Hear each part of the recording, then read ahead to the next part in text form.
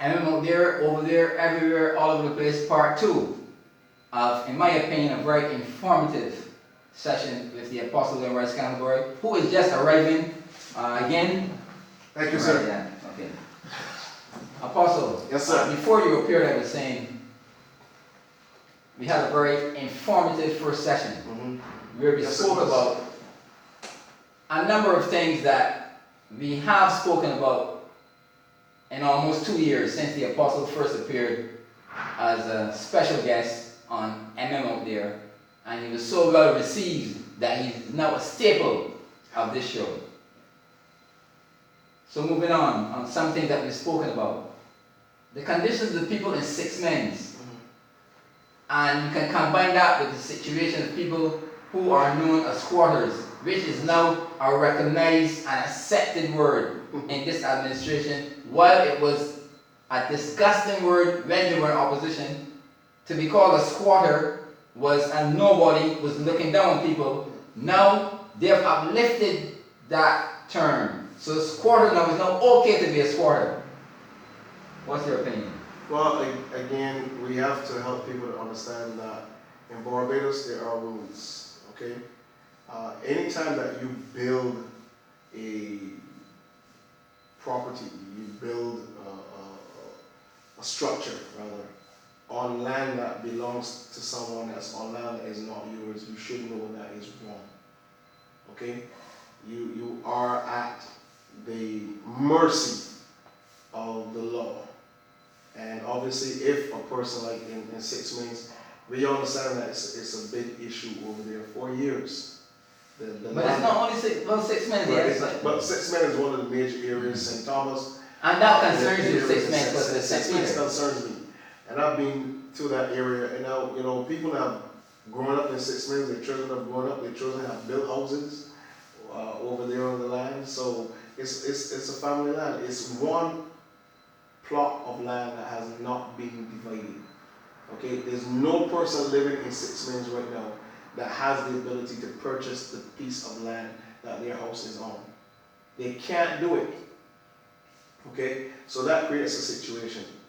All right, and I've said this over and over. It's time for the government to liaison with the owners of the land, talk to the people in Six Men's, find out what this land is going to cost, find out whether or not they're capable of putting monies together to pay the people, get individuals in there to get the land subdivided so people can move on with their lives. But they cannot continue to live in that kind of situation. And our government knows that it is wrong. In other words, you will have to fight the people who own the land to make sure that those people stay there. And it's wrong for individuals to be fighting against owners. It's never a good sign. So it's time for people in Six Men's. In my opinion, if Port Ferdinand could be built there, that land could have been developed and people in Six Men's began to shift. Okay? But something has to be done to help squatters in Barbados. And the more that governments tell people, you know, we're going to do something about it, you're disadvantaged the persons who own the property, who want to actually do things with the property. They are at a disadvantage as well. So you have to do something to make sure you can get the situation sorted out so that either the owners can move on and the people who are already living on the property can also move on with their lives. Now your definition of a squatter obviously is someone who has built and is living on property, on estate, real estate that does not belong to them. Yeah. Why do they have access to electricity and water if they are in places that don't belong to them? Because the government knows, okay? The government knows. And this has happened because there are certain individuals within those communities who may have, certain assistance in higher levels. But there are people living in Six Men's who still have not been given electricity. There are people living in Six Men's who still do not have running water. So every person in Six Men's is not equipped with water. They're not equipped with utility services because of technicalities. Okay? So there are some people who are capable, who have gone ahead, and all of this is part of the problem in Six Men's. because a lot of that activity is illegal. A lot of it is illegal. That's the point that I was trying to make. Yeah, a lot of it Because is illegal. I go through 6 months up in the back where these squatters and inverted commas are supposed to be. And they have lights. And they have water. They have light, they have water, and some keep animals. Some even rent houses. Yeah, in 6 months. And yes. Yeah, and this is one of the things that people say that, you know, this is a ticklish thing for governments to do. I don't believe it's. I don't personally believe it's ticklish. I think you need to know what you need to do. Either you're going to get the person paid who owns the land, and then you're going to get your department to come in there and do the surveys and make sure that the land is properly divided and people can find out, okay, well, you have 4,000, 5,000 square feet, whatever, of land. This is what we will be charging you. So, you know, we're going to be taking a certain amount of money from you for the next 10, 15 years or whatever, and make sure that you get the people who own the land, you pay them, let these people move on with their lives. But you cannot have them sitting there in limbo for so many years and going on living, thinking that it's okay when governmentally you know it's not okay. Those people are at risk of legal activity. Or is especially this present administration trying to curry favor with these residents as far as voting is concerned, by not actually moving them, because and that's one of the reasons why 6 months is, you know, whenever it comes to election, they're always waiting on that box for 6 months to come in, and 6 months is always voted BLP because they need to have the type of leadership there that allows them to stay there, instead of having the type of leadership that fixes the problem. Okay, and our former representative, who was in, you know, for over 38 years, represented St. Peter, has never fixed that problem. And not only that, he was at the zenith of authority. Exactly. He never fixed the problem. Never spent any time bringing the parties together and finding out what's going on. And I've seen many times individuals in the paper claiming that they're the owners of the land there in 6 months. Okay? And they have documents to prove that they're owners of the land. And you would never see you know, some type of meeting between government and the owners of the land and the people in 6 months. It's always a big issue, but it can be fixed.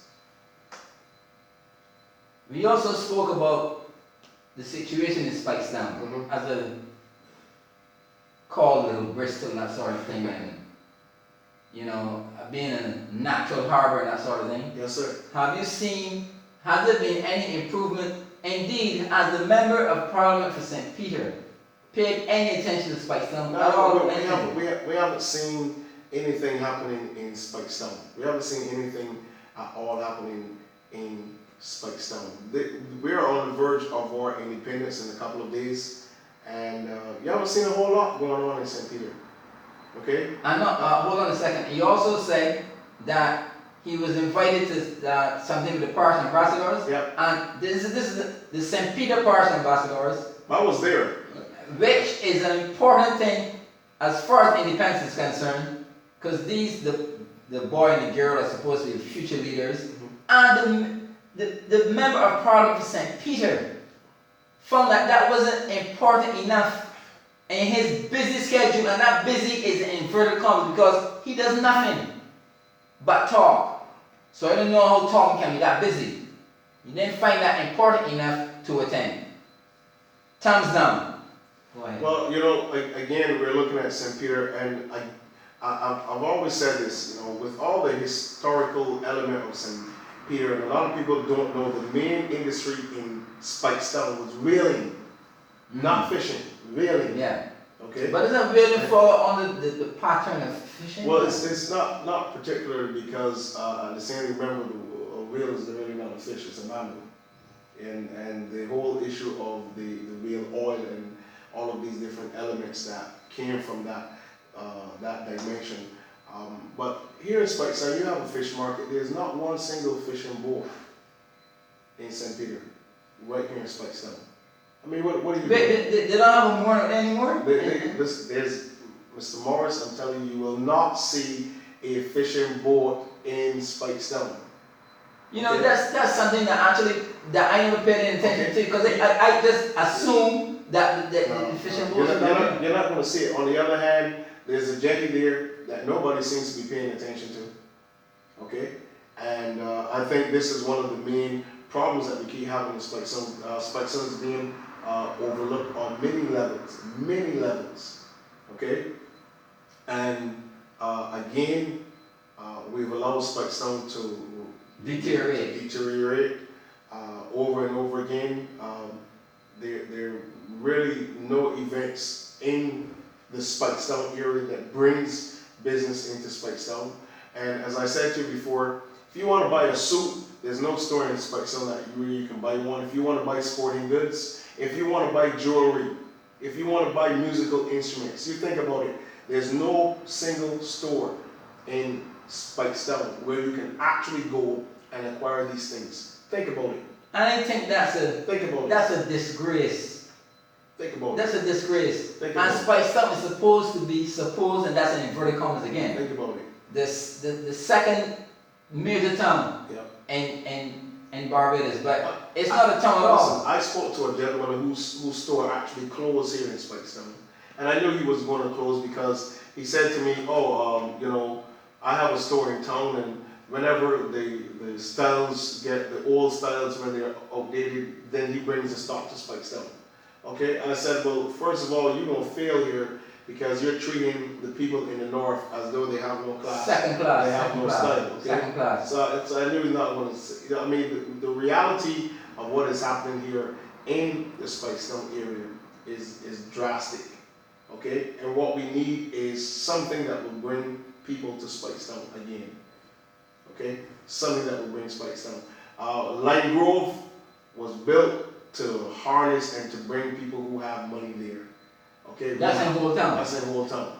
Okay, listen, we have 2 banks in Spikestown. 2 banks in a town. 2 banks. Are you serious? Yeah. And you really expect people to do business in Spikestown? And I understand the mobile cell phone thing. They don't have any down here at all. No. So they're just a couple outlets and stuff like that. Right. Maybe So you can this get a top up and stuff. And this is a supposedly second town. Right. So what you have right now, even on the supermarket level, is a fight between Eddies and Jordans. That's what's happening all the time, and you're creating more and more scenarios where every month the town is becoming less and less attractive. Okay, because you've allowed individuals to own buildings and own properties, and they do nothing with the property. You should make a demand on them. If you are in a town, you cannot have a building, own a building in Spikestown and do nothing with that building. That's a message from the apostle.